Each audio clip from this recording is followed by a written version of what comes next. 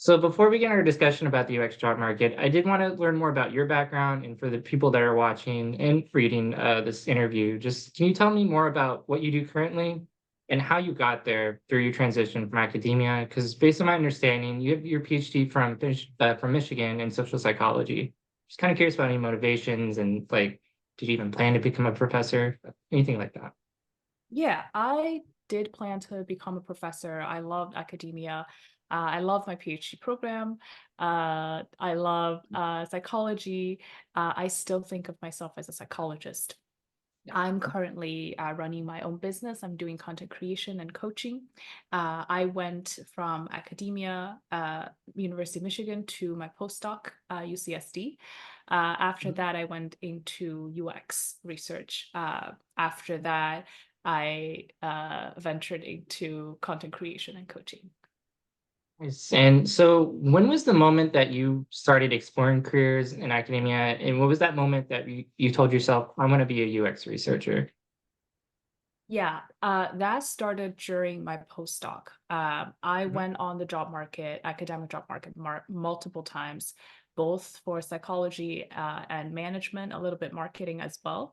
I was Mhm. looking into the different paths people walked, all PhD psychology candidates. Back when I started the psychology program, there was always this talk about how tough job market is, the psych Mhm. job market. But at the time, there were a lot of people who then went into management, who went into business schools, got paid a lot more, had a lot of freedom in doing what they wanted to do anyways. They were publishing psych journals. They never had trouble with funding, travel, conferences, research funding. In fact, they were being paid very handsomely. They don't have to apply for grants. There's not that pressure. So that seemed like a viable path. This was 2015 when I first started my PhD program. By the time I got out of it, even that path was getting saturated. So I was not very incredibly optimistic. I was thinking I need to be realistic about this. So I went on the job market on during my last year. I got a postdoc and a professorship in the UK. Uh, I decided to stay in the US and I went for the postdoc. And after that, I also went on the job market year after year. At the same time, because I have my visa constraint, so I'm on a timeline. If I don't get a job, basically, I need something every year. If I don't have that, I'm kicked out of the country. And you kind of, as an international student, you live in this constant anxiety that you have to have something lined up. So I was Yeah, very absolutely. proactive. Yeah, getting Mhm. everything. Last year of my postdoc, I was like, I have to get something. If it's not academia, it has to be industry. And at the time, again, 2018, I remember a few years ago, industry was a very viable option as well. The pay was great. You're basically doing the same things as a psychological researcher. The research, there's a lot of overlap between UX research and psychological science, behavioral science in general. So I thought, yeah, I'll give that a try. I talked to multiple people, did informational interviews, um, and I think it was like a year and a half, almost 2 years of prepping, informational interviewing, actually doing the hundreds of applications, multiple rounds of interviews, and I finally got something that I felt was paying what I was worth. That's how I transitioned. So basically, my whole postdoc was kind of that interface, academia industry interface, learning more about what are the alternative options to a traditional tenure track professorship. So on top of so on top of the stress of like dealing with the visa and what would you say were some of like the other challenges specifically to like actually applying for these jobs and just the process in general that you found for UX jobs? Yeah, so the UX job market is incredibly competitive. Back when I went on the job Mhm. market, that was 2021, 2022. It was already not great. I can only imagine it has gone downhill dramatically. It's an employer favored market. Back then, it was kind of more employee favored. There was the great resignation. People didn't want to work anymore. The tech companies were paying big bucks to get PhDs. But even then, I had a really hard time transitioning. So that includes tailoring your resume to the language that UX speaks. That includes how you show up in the interviews with recruiters, with hiring managers, with the final round, like presenting yourself. That also includes dealing with discrimination, that dealing with questions that may cross ethical lines. I had no idea how to deal with them when I was first encountering them. That Can you includes, speak? Oh, go ahead. I was gonna say, can you speak to any of those? Like, yeah, I I don't know if definitely, I've encountered those in yeah. my bad.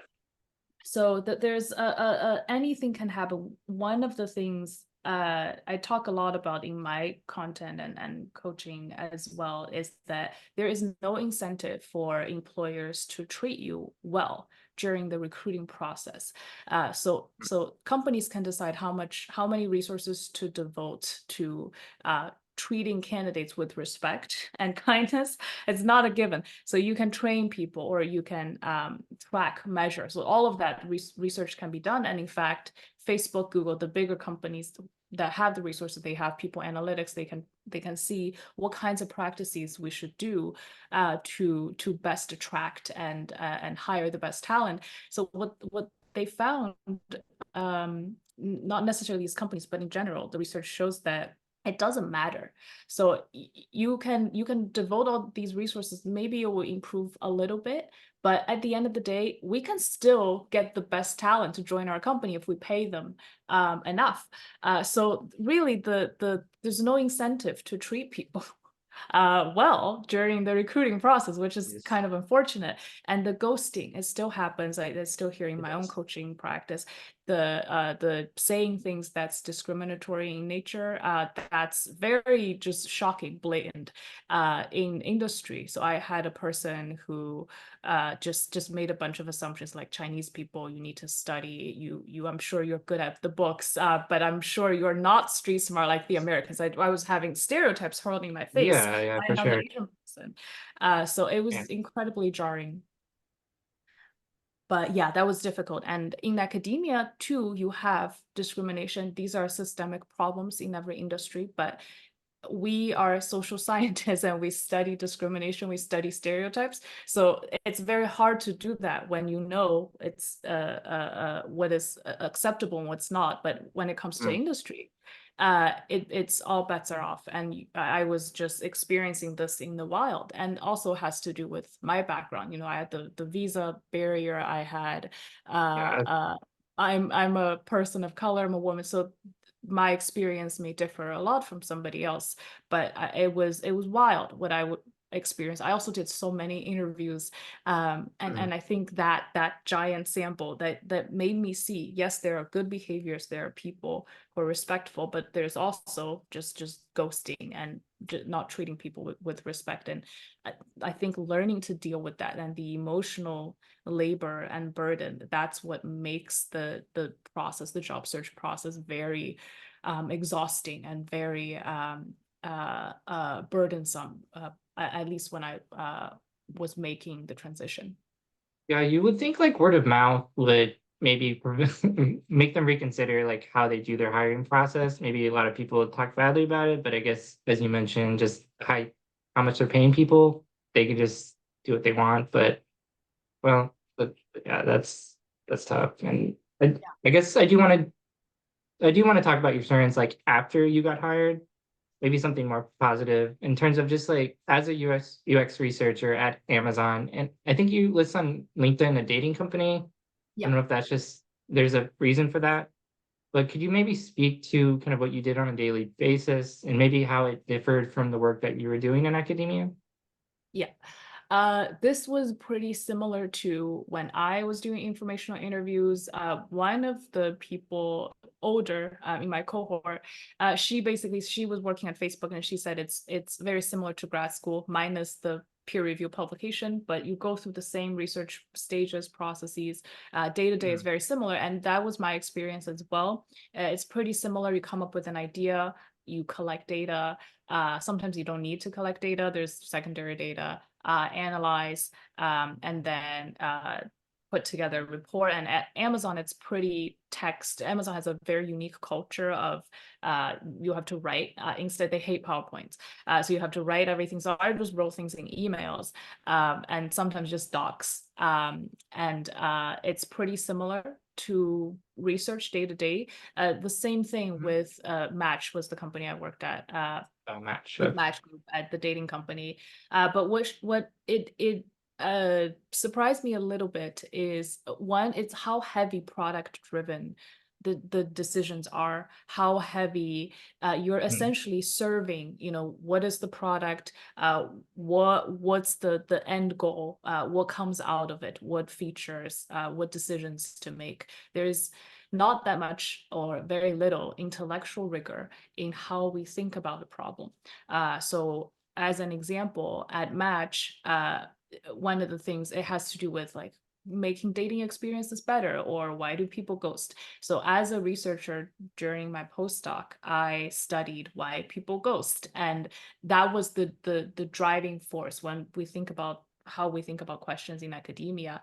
I think, mm, oh, why do people ghost? That's an interesting question in itself. And then you do a bunch of research, you advance some theories, hopefully, and the mm, realistic impact is usually very minimal, but just learning about the world, how it works, the why and the how, that's interesting enough. And that's the bulk of, academic knowledge, producing original academic knowledge. But when it comes to industry, the questions are different, because even though you're doing the same things, the starting question for any business is, how do we make money?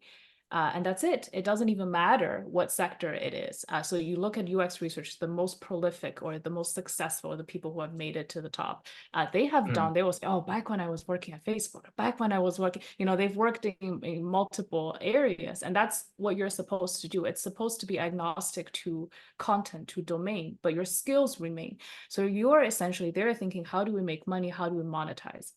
There was mm, a lot of emphasis on that. So it cares much less to about people in terms of are they actually having good dating experiences? Are we actually helping people find love? And things come to a head when these two things are antithetical to each other, where if we help people find love, then they will not come back to the platform. They won't pay us good point. money to renew the subscription. So then we lose a customer.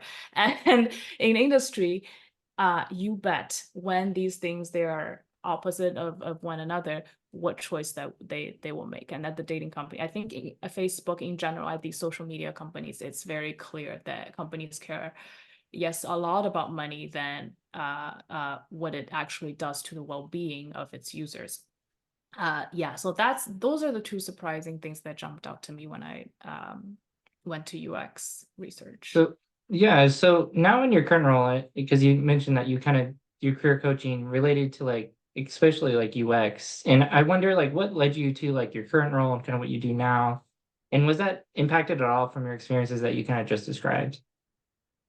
Oh, do you mean from my postdoc to UX? What led me to? Well, from UX to like coaching essentially and Okay. content creation, yeah, just motivations for it. Yeah. So I do this now with my coaching clients, and I do this with myself, which is, you always think from the the broadest level, which is what do I want to do? Mhm. Uh, what is the thing that I want in life? And it's pretty universal when you talk to people. It usually falls into work and love, work and relationships. And then there's some things that related to these. Their health, their finance, where do you want to live? And for me, I have never thought about these questions. You kind of just, Mhm. you're born, and then you go to school, you go get a job, you get married, have kids, die. So that's the trajectory. And I was just like, why? And I think when I was in UX, I think in academia, because it's usually very passion driven for academics, that they have some sort of Absolutely. curiosity, and they want to, quench their thirst for knowledge. And it doesn't Likewise. make them feel like it's a job, right? And I just saw there's a tweet by Jay Van Bavel, and he was tweeting about how academics want to work after they're asked to retire. So like what should the retirement age be? And the UK universities are saying we have to mandate a retirement age. You can't keep working because we need to make space for younger scholars. And I was just like, this is insane. This would be insane in industry that people are like, no, I don't want to retire. I want to work until I die. And I was like, who would do this? And apparently academics would, because they love what they do so much. So it never Mm. really occurred to me, even in grad school or postdoc. I never thought about money, and I was just like, I would do this without pay. And unfortunately, a lot of academics, they are actually doing this. They're having their labor exploited. But when I went to industry, this came to a head because I just did not like the work that I was doing. I did not like the purpose that I was serving. I like being a researcher, but I didn't like, there's you're doing it for the sake of making more money and just extracting profits from people without any limit. There's a second thing, which is the discrimination and the politics. They're a lot worse than what I experienced in academia. And I was, I'm only a sample of one. So there are different sets of problems, but in industry, there's just not that much respect for scientific rigor as much as they like to claim. And there's also UX, not that much respect for UX. It's often the last to hire, first to fire. So they'd rather I've keep the heard that. designers. Oh, sorry. Yeah, I was gonna say I've heard that before. Yeah, and I think that is a challenge for a lot of UX folks to see, at least on LinkedIn, is just like showing the value of UX from like a monetary standpoint, which is I think from product owners is not, it can be difficult. But Yeah. Yeah. And yeah, that's so kind of the that's case you have to make at any company, which is if we want to have a seat at the table, how much value are you bringing? Which in itself, there's nothing wrong with that. But when you look at the goal, it actually aligns, which is, if we pay you this much money, you got to bring us the bucks. But sometimes the benefit, it doesn't come until later. It's more long term for you to understand a problem well, for you to serve your users well. You might actually mm, see a loss in the short term, but long term, it's very rewarding. Long term, you're benefiting society. But it's harder for people to think in that way in business than in academia. Yeah, so that's my and then I was just like, I need to talk to people who are outside of industry, the quote unquote industry, outside of tech. mm, I need to talk to people outside of academia. And I couldn't. Every single person I talked to, I was interviewing for Netflix after I left Match, and I was just wondering, I mm, can't keep doing this. And I was talking to people who are academics who left academia. It's supposed to be, oh, we're mm, the non-traditional, but you look at the path, it's also very linear. It's also, I went to academia, okay, now everybody's going to tech, going to UX, and let me go to UX because that's what everyone else. And it's very ironic that academics were supposed to be original thinkers, but we're often the least original. We're like the good A students. We go to school and then we're like, oh, we're the best. And then you go to PhD. It's like, what is the path? What is the next A that I can get? And I think it's very interesting when you look at academics versus founders versus, the people in the not the UX research, not the, employees, but the people who mm, create businesses. Very opposite type of mentalities and personalities. It's very interesting that you think about a PI in a lab, that the PI is creating things, right? They're like, oh, PI is almost like you're like the octopus. You're like, oh, I'm doing all these things all at once. Yeah, in some ways, they're more like a manager, like a PM, than an mm, actual creator, like a founder, because the founder is full of uncertainty. You don't know anything. In fact, the fear and the almost idiotic bravery that you need to have, the courage you need to have to do something that nobody has ever done. It's very hard to do. And I think academics are actually the opposite end of, they're just like, oh, I want to follow the rules. And what is the next stepping stone? So I was talking to people. I think there was a question that was whispering in my head from the very first, from back when I was at my postdoc and when I was mm, doing informational interviews. I was like, what if I don't want any of this? What if I don't want to do a 9 to 5? What if I don't want to do, what if I leave academia? What if I just continue to do academic related things, but outside of the confine of whatever this is, whatever the industry this is? And nobody had an answer. When I was interviewing for Netflix, I said, what if I just don't want to do this anymore? Uh, and nobody had an answer. And people are like, oh no, you just do it. You Yeah. just do it. It's And Netflix. yeah, it's Netflix and it pays a lot of Yeah. money. And I ask people, are you happy? How happy are you? Do you derive meaning from your work? And I Mhm. remember very distinctively, there was a person that said, I derive meaning from my wife and my kid. Yeah. Valid, but I don't want to spend 8 hours a day, every day, 52 weeks a year, the next 30 years of my life derive no meaning from my work, and then just to you're basically trading the bulk of your daytime for scraps of time, which is not a lot, Mhm. because you have to sleep and do chores and all of that, and you have probably a couple hours left to do what you actually enjoy. That's no way to live. That is no way to live. So Mhm. I signed up for all kinds of workshops. I signed up for, the YouTubers. I went to their life like events. I signed up for all these spammy, like, oh, you hate your 9 to 5, all the hustle bro with the Lamborghini in their background. They're just, oh, leave your 9 to 5. I just want to know if there's a different way to live. And Mhm.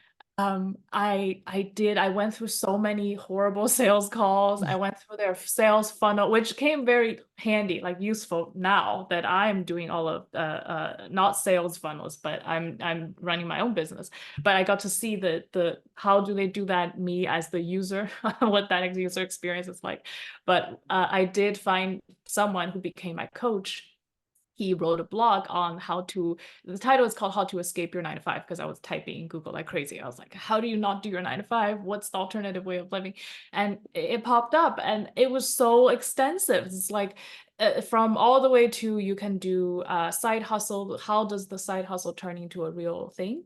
All the way to you can go monk mode. And how do you live monk mode? How do you become a digital nomad? What are the least a number of things that you can have? How do you live with 51 items? And then you just up and leave. And how do you live? And there are people who don't live with the typical societal constraints and how far you can go, right? So I just need water and I need some sort of electricity. What can I do with that? What can I do with the things that I have? And people from all walks of life have made lives living in all sorts of arrangements that they want anywhere in the world, how they dissect their time, where they want to live. And it's amazing. It's mind-blowing that anything is possible. The world is so large, anything is possible. And here I am. I read that article, and here I am. I was like, oh, tech or academia. And it's like, it's so ridiculous. There's so many different ways to live. It's And not a binary, and I think you kind of mentioned it earlier too, just about just like because I know like even I on after PhD, like I don't try to share that binary of academia is bad, industry is good, or the inverse, because I feel like life is a lot more complex and a lot more nuanced than that.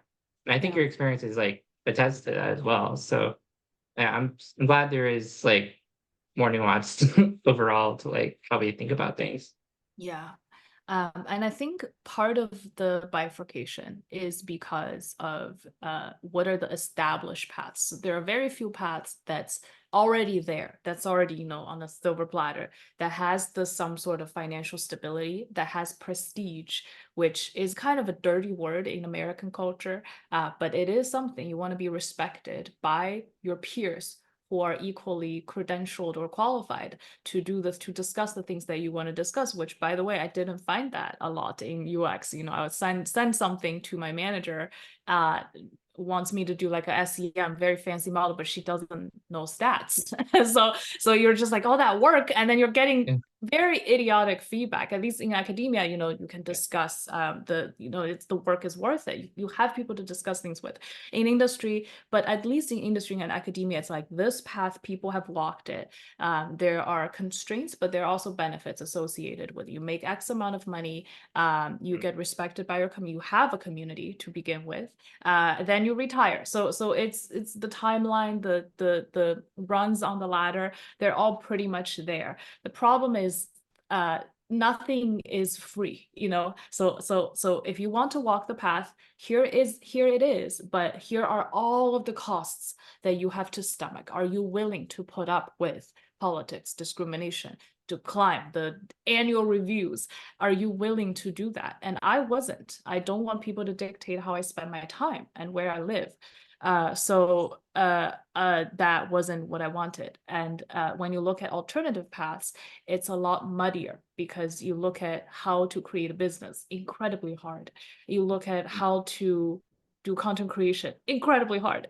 And we think about like a PhD, that's like 10 years of undergrad, grad school, postdoc, multiple postdocs, all of that work, you have to basically redo that in any new field that you're starting. It doesn't matter if it's dance or comedy or content creation. All of these people, there are people who put in 10 plus years of just prep work, just practice, repetition to get to the place that they are. And you basically have to redo the same thing.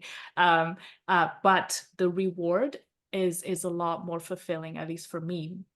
So that's how I decided. But it goes back to your thing about this constant debate of, oh, academia good, industry bad, or Yeah, like opposite. I try not to like have them try to spread that idea either. Like, because there again, I think it's all nuanced. Like people have different experiences, and I guess that's why I want to talk to people about their experiences because I feel like my experience is only mine.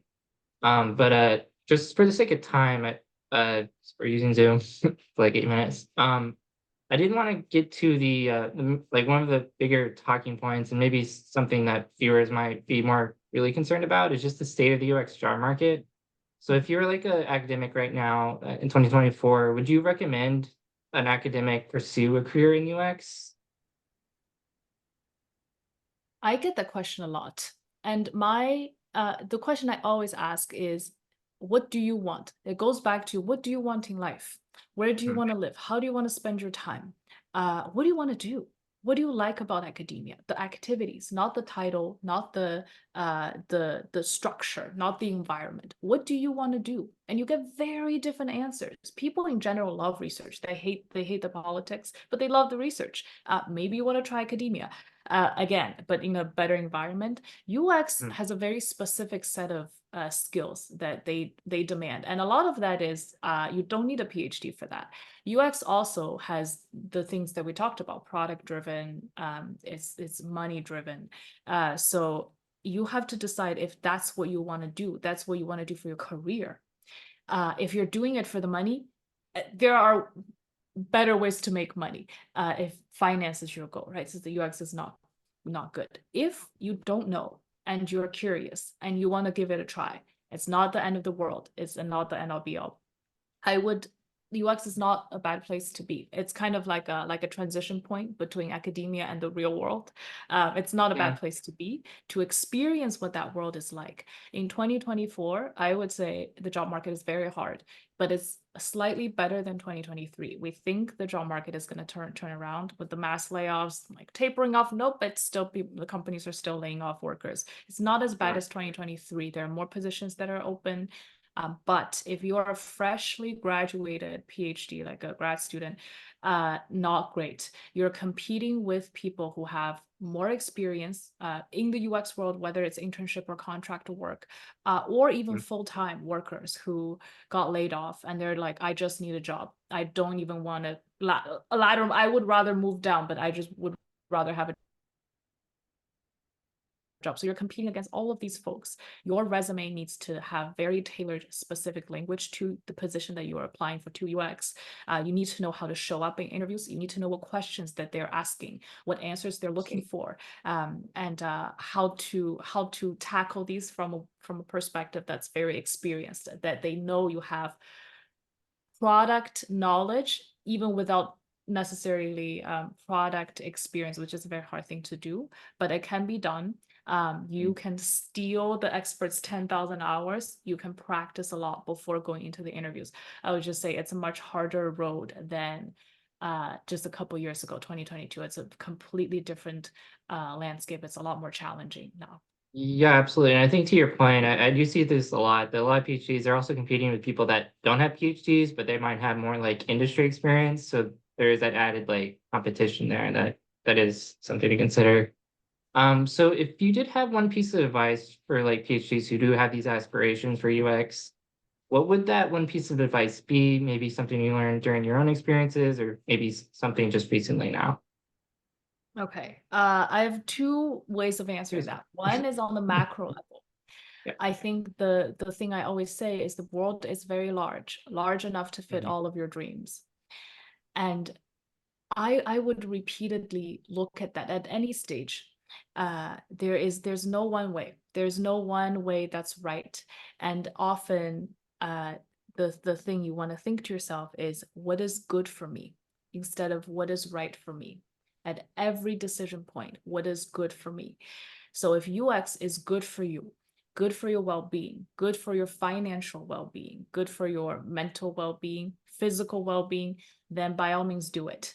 But know what the costs are, know what the benefits are, um, what are the best and worst case scenarios before going into it. So that's at the macro level. At the micro level, I think the advice is a lot more tactical. It is to know what is the playbook, what is the answer that they want me to answer, what is the thing that they want to hear. If you listen close enough during interviews, people want something. Every relationship is a transaction. They want something from you. They want you to fulfill a need. What is the need? What is the want? If you listen closely enough, they can give you the answer in pretty much two interviews, and you want to listen to their pain point and you want to be like, I can satisfy you. I can answer. I can fulfill your pain point. I can make your pain go away. And you want to continue to do that throughout the interview process, which is a very hard thing to do, but the better you practice, the better you get at it. And that's one of the most important things I would say. If you do choose to go into UX, and if you do want to get the job, you want to rise above the other candidates. You know, the thing that hiring managers always say at the end, or the recruiters, oh, you're great, but there's somebody who's a better fit. How do you be the better fit? You address their pain points directly. Yeah, so that's the one piece of advice I would give. No, that was great. And if so, any viewers that are watching or for reading online, if they were kind of curious about like trying out your services that you offer, when it comes like career coaching, how would they find this? Like, do you have a website? Is there some other type of way to find you? Yeah, I have a website. It's katiewu@card.com, I think. I can Mhm. just give you a link to link down Yeah, that below. works. And I'll put Uh, in the comments. you So can also find me on in the LinkedIn. description. All right. That sounds great. All right. Yeah, Thank you so much for your time. All cool. right. Have a good one.